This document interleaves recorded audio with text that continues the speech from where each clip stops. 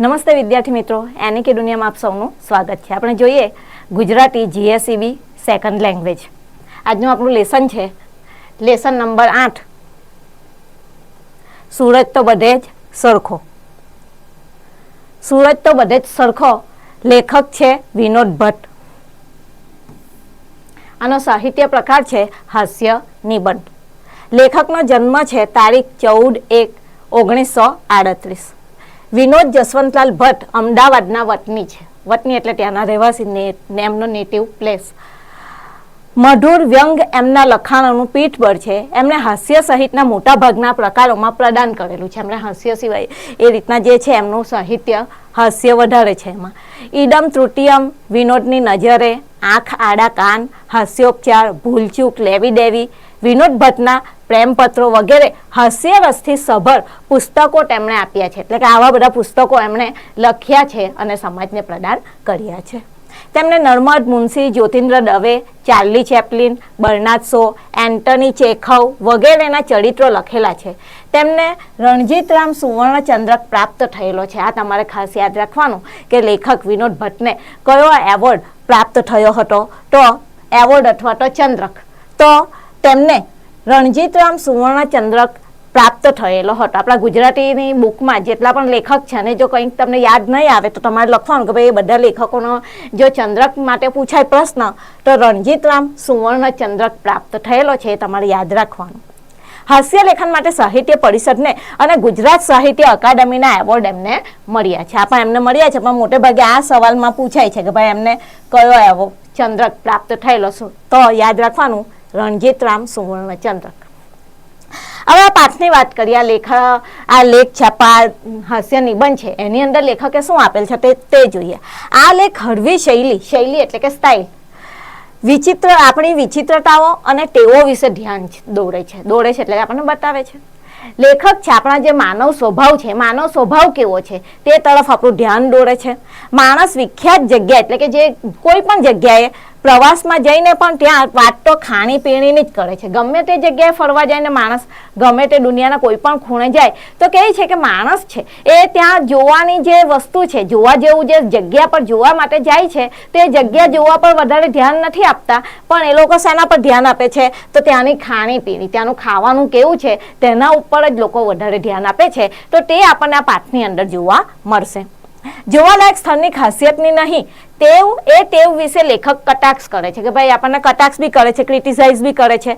જેમ સૂરજ બધે સરખો જ હોય તેમ આવા માણસો માટે પણ સ્થાન સરખા જ હોય છે. કહે છે કે સૂરજ બધી જગ્યાએ સરખો જ છે. સૂર્યદેવ આપણા જે છે તે ગમે ત્યાં જાઓ તો ત્યાં બધા જ સરખો જ દેખાય છે સૂર્ય. તેવી જ રીતે કહે છે કે આવા જે માણસો છે એ માણસો પણ છે એ જ્યાં ફરવા જાય છે તો જે જોવા જેવું છે, ફરવા જેવું છે ત્યાં ધ્યાન આપવાને બદલે ત્યાંનું ખાવા પીવાનું કેવું છે તેના ઉપર વધારે ફોકસ એ લોકો કરે છે. તો તે આ પાઠની અંદર આપણને જોવા મળશે. સર્વજ્ઞભાઈ આ એક વ્યક્તિનું નામ છે જેના નામ પણ જાણે માત્ર ખાણીપીણીનું એ લેખકનો વ્યંગ માણવો તેવો છે. વ્યંગાત્મક રીતે રજૂ થયેલ મનુષ્ય સ્વભાવ હાસ્ય નિપજાવે છે એને મમડાવવું છે. એટલે કે એકને એક વસ્તુને આપણે વાત વગોડિયા કરીએ તો કે મમડાવવું છે. તો સર્વજ્ઞભાઈના નામથી લેખક અહીંયા આપણને બધું સમજાવે છે. તો સર્વજ્ઞભાઈ અને લેખક વિશે જે વાતો થાય છે તે આ પાઠની અંદર આપણે જોઈએ.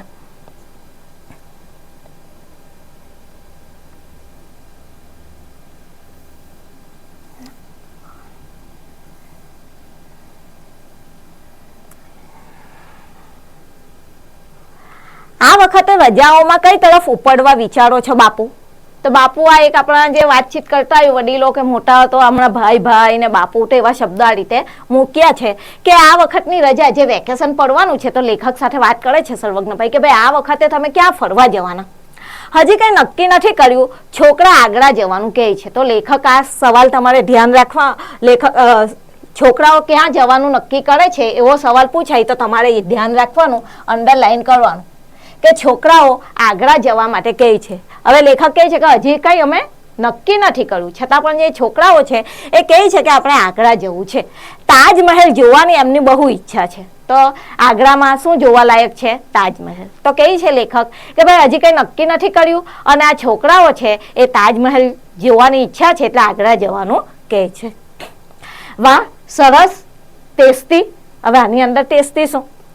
તાજમહેલ અને ટેસ્ટી. લેખક કહે છે કે તાજમહેલ અને ટેસ્ટી. તાજમહેલમાં પણ તમને ટેસ્ટી દેખી આવ્યું, સ્વાદિષ્ટ. ટેસ્ટી એટલે સ્વાદિષ્ટ. એમ નહીં, ત્યાં તાજમહેલની ઉત્તરે ખાડામાં એક દાળ વડા વાળો ઉભો રહે છે. આ પણ તમારે ધ્યાન રાખવાનું, અંડરલાઈન કરવાનું કે ભાઈ તાજમહેલ પાસે આગ્રામાં શું જોવાલાયક છે. તો આગ્રામાં જોવાલાયક તાજમહેલ છે, પણ ત્યાં ખાવા પીવાની વાતોમાં કઈ વાતનો ઉલ્લેખ કરે છે? તો તાજમહેલની ઉત્તરે ખાડામાં એક દાળ વડા વાળો ઉભો રહે છે, આવું એમને કહે છે. સાલો શું બ્યુટીફુલ દાળ વડા બનાવે છે. તો આવી રીતે ભાઈ કહે છે કે ભાઈ સાલો શું બ્યુટીફુલ એટલે કે સરસ દાળ વડા બનાવે છે. સુપર. અમે તો જ્યારે આગ્રા જઈએ ત્યારે હું તો તાજની બહાર બેસીને દાળ વડા ખાઈ લઉં છું. તો આ લેખકને આવી રીતે વાત કરે છે કે ભાઈ તાજમહેલ કેવો છે, ત્યાંનું વાતાવરણ કેવું છે, એ બધી કઈ ચર્ચા થતી જ નથી. અને એ શું કહે છે કે ભાઈ મને તો ત્યાં દાળ વડા ખૂબ ભાવે અને તાજમહેલની હું બહાર ઊભો પર શું ખાઈ લઉં છું. જ્યારે પણ અમે આગ્રા જઈએ ત્યારે તાજની બહાર બેસીને દાળ વડા જ હું ખાઈ લઉં છું. એટલે ત્યાં તાજમહેલની તો કશી વાત થતી જ નથી કે ભાઈ તાજમહેલ કેવો છે, કેવું એનું બાંધકામ છે, કે એની આજુબાજુનું દ્રશ્ય કેવું છે. તો એ બધી કઈ ચર્ચા વિચારણા થતી જ નથી. અને ત્યાં શું આવે છે?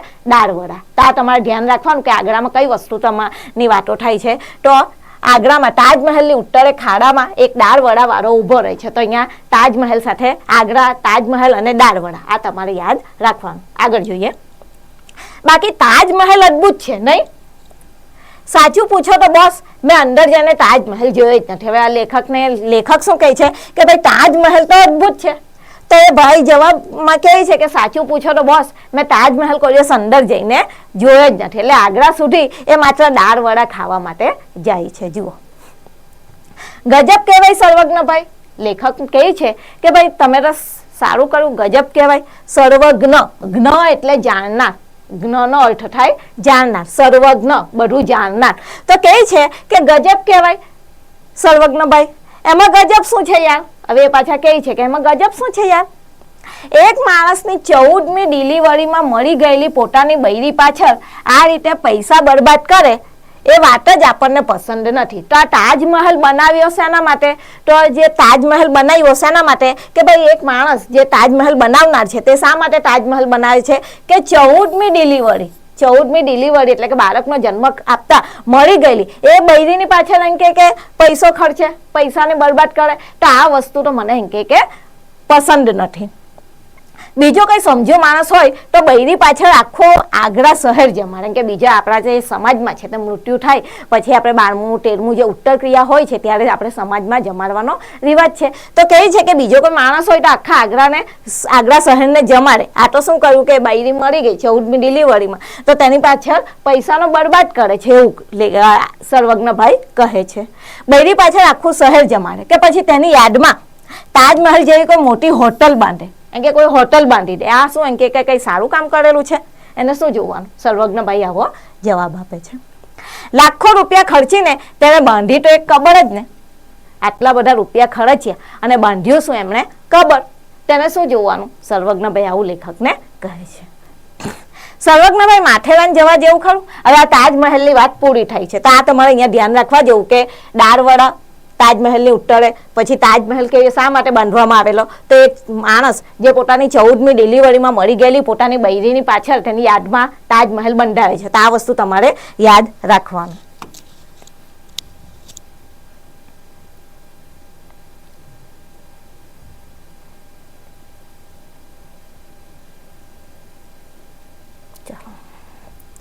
હવે નેક્સ્ટ જોઈએ. સર્વજ્ઞભાઈ માથેરાન જવા જેવું કે?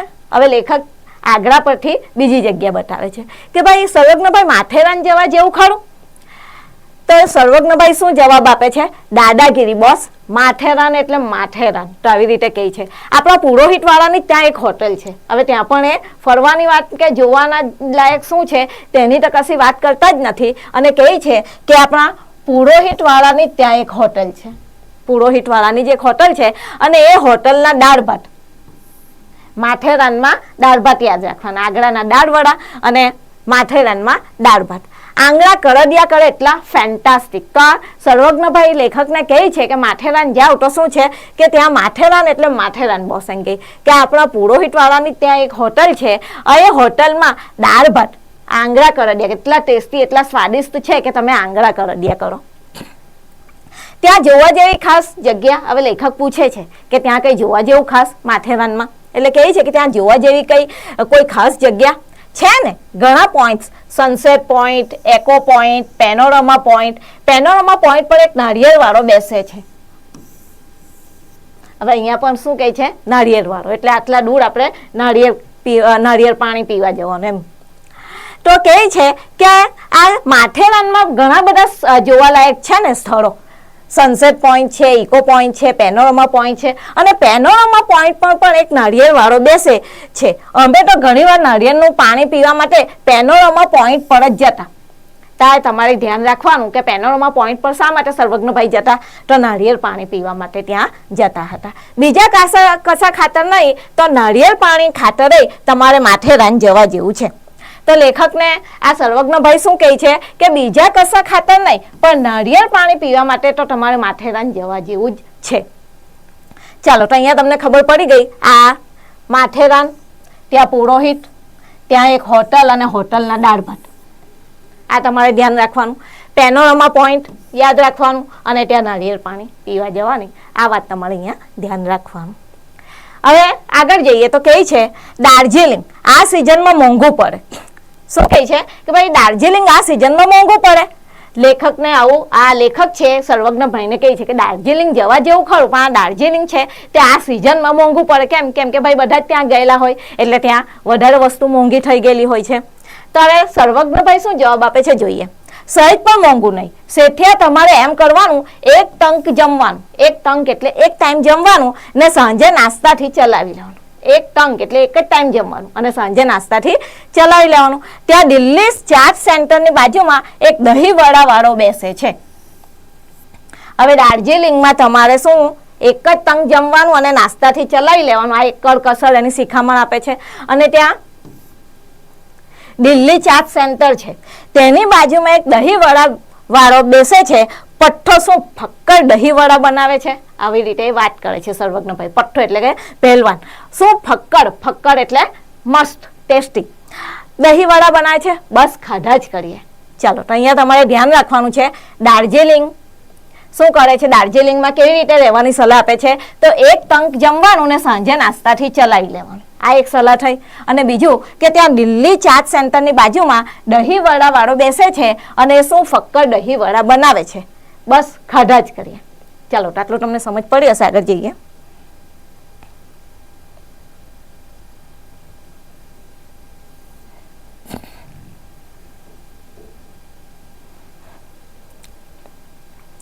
કહે છે કે ત્યાંના ખરખર વહેતા ઝરણામાં પગ બોડીને બેસી રહેવાની મજા આવે છે. એક લાવો છે. તો આવી રીતે લેખક વાત કર કે ત્યાં જે ઝરણા વહે છે તેની અંદર પગ બોડીને બેસી રહેવામાં આવે છે અને તેને મજા માણવી એક પણ એક લાવો છે. અરે સાવ હંબગ એટલે કે ખોટી વાત છે. આવી રીતે કહે છે સર્વજ્ઞભાઈ કે હા સાવ હંબગ. એકવાર પેલા ઉલ્લુના પથ્થા જગદીશ સાથે ઝરણામાં પગ બોડીને બેસી રહ્યા, એમાં તો સાલી હોટલ બંધ થઈ ગઈ ને ફ્રૂટની દાળ ઢોકળી ગુમાવવી પડી. આ તમારે ધ્યાન રાખવાનું કે આ સર્વજ્ઞભાઈ છે એ કોની સાથે ત્યાં ફરવા જાય છે? તો જગદીશ. આપણે જે દેશી આવી રીતે વાત કરતા હોય તો આવી રીતે નામ બગાડીને બોલે તેવી રીતે કહી છે. જગદીશનું નામ જગદીશિયા કરી દીધું છે કે અમે ત્યાં, એ પોતે ત્યાં જઈ આવ્યા હશે એટલે ત્યાંની વાત કરે છે. અરે સાવ હંબગ યાર એટલે દોસ્તાર મિત્ર. એકવાર પેલા ઉલ્લુના પથ્થા જગદીશિયા સાથે ઝરણામાં પગ બોડીને બેસી રહ્યા. એ બેસવામાં સમય નીકળી જાય છે. તો કહે છે કે એમાં તો હોટલ બંધ થઈ જાય છે. એ જ્યાં હોટલમાં રોકાયા ત્યાં હોટલ બંધ થઈ જાય છે અને ત્યાં ફ્રૂટની દાળ ઢોકળી ગુમાવવી પડે. તો દાળ ઢોકળી ખાવાનો લાવો એમનો ચાલ્યો જાય છે. ત્યારથી પ્રતિજ્ઞા કરી નાખી છે કે ખાધા વગર હોટલની બહાર પગ ન મૂકવો. અને હવે તો આતંકવાદીઓને કારણે સાલી કાશ્મીરમાં ગરમી પડે છે. એટલે કાશ્મીરમાં જવા જેવું ખરું, પણ ત્યાં આતંકવાદીનો ત્રાસ વધારે છે એટલે ત્યાં પણ આપણે જવા જેવું લાગતું નથી. ચાલો, તો આ તમને ખબર પડી ગઈ ને. અહીંયા આગળ જોઈએ તો મહાબળેશ્વર કેમ? હવે લેખક પાછા પૂછે છે કે ભાઈ મહાબળેશ્વર જવા જેવું કે નહીં? અરે ડોન્ટ મિસ ઇટ બાબા. આવી રીતે કહે કે ડોન્ટ મિસ ઇટ બાબા. પણ મહાબળેશ્વરમાં જવું હોય તો ટ્રાવેલ ટૂરમાં જ જવાનું. કે છે કે આપણે ટ્રાવેલ થ્રુમાં જ જવાનું. સાલી પછી કોઈ ઝંઝટ જ નહીં. ઝંઝટ એટલે કે મગજમારી કઈ. 2 ટાઈમ ખાવાનું, 3 ટાઈમ ચા નાસ્તો પ્રહલાદ ટ્રાવેલ્સ વાળા આપે છે. કોણ આપે છે? પ્રહલાદ ટ્રાવેલ્સ વાળા. આ બધું ધ્યાન રાખજો. તમે કહો એ નાસ્તો આપે. બટાકા પૌવા, સેવ ખમણી, બ્રેડના ભજીયા, જે માંગો એ નાસ્તો તૈયાર. તો લેખકના બધી સલાહ કોણ આપે છે? સર્વજ્ઞભાઈ. કહે છે કે મહાબળેશ્વરમાં જાઓ તો મહાબળેશ્વરમાં જવું હોય તો ટ્રાવેલ્સ ટૂરમાં જ જવાનું. અને ટ્રાવેલ્સ ટૂર બી કોણ? પ્રહલાદ ટ્રાવેલ્સ વાળાનું નામ અહીંયા આપે છે. અને કહે છે કે ત્યાં બટાટા પૌવા, સેવ ખમણી, બ્રેડના ભજીયા, જે માંગો એ નાસ્તો તૈયાર. વહેલી સવારે 3:45 વાગે મહાબળેશ્વરમાં સૂર્યોદય ગાંડા કરી મૂકે એવો હોય એ વાત ખરી? હવે લેખક છે પાછા વધારે પૂછે છે કે ભાઈ વહેલી સવારે 3:45 વાગે મહાબળેશ્વરમાં સૂર્યોદય ગાંડા કરી મૂકે એવો હોય છે, પણ એવા ગાનપણમાં ન પડવું મારા ભાઈ. હવે સર્વજ્ઞભાઈ શું કહે છે? એવા ગાનપણમાં ન પડવું મારા ભાઈ. ભાઈ એટલે ભાઈ. સૂરજ તો નવરો છે. સૂરજ તો નવરો છે કે એનું કામ તો શું છે? તે વહેલો ઉગી જાય એને માટે થઈને આપણે શા માટે ઉજાગરો વેઠવો? સર્વજ્ઞભાઈ કહે છે કે ભાઈ સૂર્ય તો નવરો છે, સૂરજ તો નવરો છે, હવે એને માટે થઈને આપણે શા માટે ઉજાગરા કરવાના? સૂરજ તો બધે જ સરખો. શું કહે છે કે સૂરજને તમે અહીંયા જુઓ કે ત્યાં જુઓ, સૂરજ તો બધે જ સરખો છે. માટે એવી કોઈ બબાલમાં પડવું નહીં. એટલે એવા બધી બબાલમાં એવી કોઈ મગજમારીમાં પડવું નહીં કે વહેલા ઉઠવાનું અને સૂરજને ત્યાં જોવા જવાનું. પણ વેકેશનમાં મહાબળેશ્વરમાં હાડ મારી બહુ પડશે. એના કરતાં સસ્તું ભાડું ને સિદ્ધપુરની યાત્રા.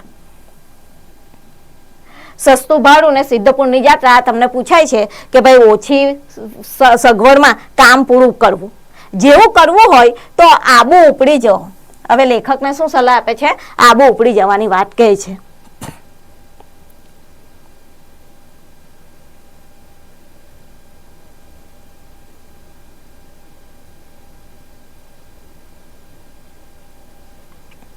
હવે કહે છે કે ભાઈ આપણે આબુ ઉપડી જવાનું. વેકેશનમાં મહાબળેશ્વરમાં હાડમારી વધારો એટલે કે હેરાનગતિ વધારે થઈ જાય, પબ્લિક વધી જાય છે એટલા માટે. અને કહે છે કે જો તમારે જવું જ હોય તો આબુ ઉપડી જવાનું.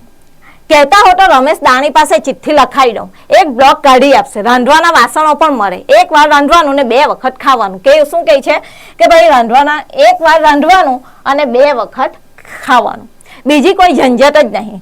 ખાઈને સાંજ સુધી ઘોડિયા કરવાનું. ઘોડિયા કરવાનું એટલે કે ઊંઘિયા કરવાનું. પણ હા, સાંજે નખી લેક પર ચક્કર લગાવવાના. આબુમાં કયા લેકની વાત આવી છે? લેક એટલે તળાવ. તો કહેવાનું નખી લેક. આ તમારે યાદ રાખવાનું, પૂછાય છે આબુમાં. નખી લેકની ત્રાંસમાં એક રબડી વાળો બેસે છે. હવે કહે છે નખી લેકની ત્રાંસમાં એક રબડી વાળો બેસે છે. હવે અહીંયા પણ ખાવા પીવાની જ વાત આવી. જુઓ, કહે છે કે રબડી વાળો બેસે છે. ત્યાંથી 250-300 ગ્રામ રબડી લઈને ઝપટી જવાની એટલે કે ખાઈ જવાનું. તો કહે છે કે ત્યાંથી આપણે 250 ગ્રામ રબડી લેવાની ને ઝપટી જવાની. પણ આબુમાં સાલી એક તકલીફ રહેવાની. હવે શું કહે છે કે આબુમાં એક તકલીફ રહેવાની. હવે તકલીફ કઈ? તમને અડધું અમદાવાદ ત્યાં જોવા મળે. અમદાવાદ આબુ નજીક પડે એટલે લોકો ત્યાં ફરવા વધારે જાય. એટલે કહે છે કે તમને એક તકલીફ આબુમાં પડે અને તે છે ત્યાં અમદાવાદ ત્યાં જોવા મળશે. આખું તમને અડધું અમદાવાદ એટલે કે અમદાવાદના જેટલા પણ લોકો છે ઓળખીતા પારખીતા એ બધા તમને ત્યાં જોવા મળી જાય. અમદાવાદમાં જે લોકોને ટાળવા એટલે કે અવોઇડ કરવા માટે કોઈની ગલીમાં છુપાઈ જવા મથીએ છે એ બધા જ ત્યાં સામે ભટકાવાના. કે જે લોકોથી આપણે બચવા માટે છુપાઈ જઈએ છીએ તે બધા જ આપણને ત્યાં આબુમાં જોવા મળી જાય. અને ત્યાંના પાછા રસ્તા પણ કેવા છે? થોડા પહોળા. એટલે ભાગી નહીં ક્યાં જવાય? હવે કહે છે કે ત્યાંના પાછા રસ્તા થોડા પહોળા એટલે ભાગીને ક્યાં ભરાય? એ વખતે સાલું એમ થાય કે આટલા પૈસા ખર્ચીને આબુ આવ્યા એના કરતાં તો અમદાવાદમાં જ રહ્યા હોત તો વધુ સારું. તો આબુ જવાની સલાહ આપે છે, પણ કહે છે કે આબુમાં તો આપણને આપણા અમદાવાદીઓ જ ઘણા બધા જોવા મળે એટલે એના કરતાં ત્યાં જાય એના કરતાં તો આપણે અમદાવાદમાં રહ્યા હોત તો વધુ સારું.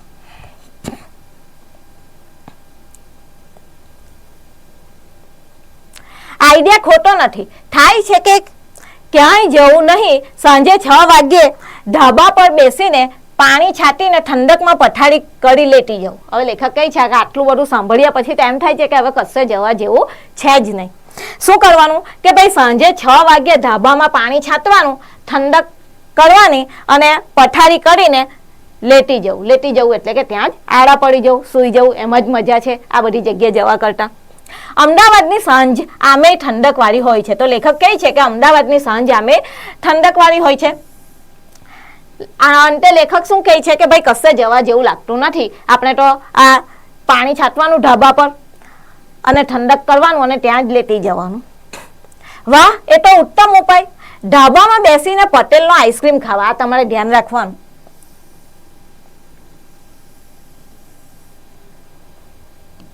ચાલ, તો કહે છે કે આ તમે જે કીધું તે એકદમ ઉપાય ઉત્તમ છે. ઉત્તમ એટલે સર્વથી બધાથી શ્રેષ્ઠ. ધાબામાં બેસીને પટેલનો આઈસ્ક્રીમ ખાવાનું અને ખાતા ખાતા ગપ્પા મારવાની જે મજા છે તે સાલી બીજે ક્યાંય નથી. એટલે તો કહું છું કે પૃથ્વીનો છેડો ઘર. તો કહે છે કે એટલે જ તો હું કહું છું કે પૃથ્વીનો છેડો ઘર. એટલે બાપુ આપણી તો એ જ સલાહ છે કે સમજી ગયા ને. ચાલો, તો આ પાઠમાં તમને સમજ પડી હશે. જો કંઈ નહીં સમજ પડી હોય તો તમારે કમેન્ટ બોક્સમાં લખવાનું, તમારી બધી જે ક્વેરી હશે તે ક્લિયર થશે. આ પાઠ છે એના સાહિત્ય પ્રકાર હાસ્ય નિબંધ અને શેમાંથી લેવામાં આવ્યું તો વગેરે વગેરે વગેરેમાંથી આ પાઠ લેવામાં આવ્યો છે. 3 માર્ક્સના જવાબ લખવાના હોય ત્યારે તમારે પાઠનું નામ, લેખકનું નામ, સાહિત્ય પ્રકાર, શેમાંથી લેવામાં આવ્યું છે એ તમારે ઉલ્લેખ કરવું જરૂરી છે અને એને એક બોક્સ બનાવીને તમારે લખવાનું. તો એ તમને ધ્યાન માર્ક્સ લાવવામાં મદદરૂપ થાય છે. આ તમારે શબ્દ અહીંયા આપેલા છે, શબ્દાર્થ એ તમારે જોઈ લેવાનું. ટેસ્ટી એટલે સ્વાદિષ્ટ, બ્યુટીફુલ એટલે સુંદર, ઝરણું એટલે નિર્જર, હંબગ એટલે ખોટું, પ્રતિજ્ઞા એટલે ટેક, ઝંઝટ એટલે માથાકૂટ, હાડમારી એટલે હેરાનગતિ, પઠ્ઠો એટલે પહેલવાન, પ્રતિજ્ઞા એટલે શપથ, બબાલ એટલે મુસીબત. તળપડા શબ્દ આવતા નથી. વિરોધી શબ્દ છે સૂર્યોદયનું સૂર્યાસ્ત, ખરું ખોટું, સાંજ સવાર, ઉગવું આથમવું. તમારે સ્પેલિંગ પર થોડું ધ્યાન આપવાનું. આ બધા સ્પેલિંગ ઉપર તમારે જોડણી ઉપર ખાસ ધ્યાન આપવાનું. પાઠ વાંચો ત્યારે પણ ધ્યાનપૂર્વક વાંચવાનું, જેથી કરીને જે બોર્ડની એક્ઝામમાં સાચી જોડણી શોધીને લખવાની હોય છે ત્યારે તમે આ ધ્યાનથી વાંચેલું હોય, ધ્યાનપૂર્વક જોયેલો હોય પાઠ, તો તમને એ માર્ક્સ મેળવવામાં મદદરૂપ થાય. Thank you. જો તમને વિડીયો ગમ્યો હોય તો લાઇક અને સબસ્ક્રાઈબ કરવાનું ભૂલશો નહીં.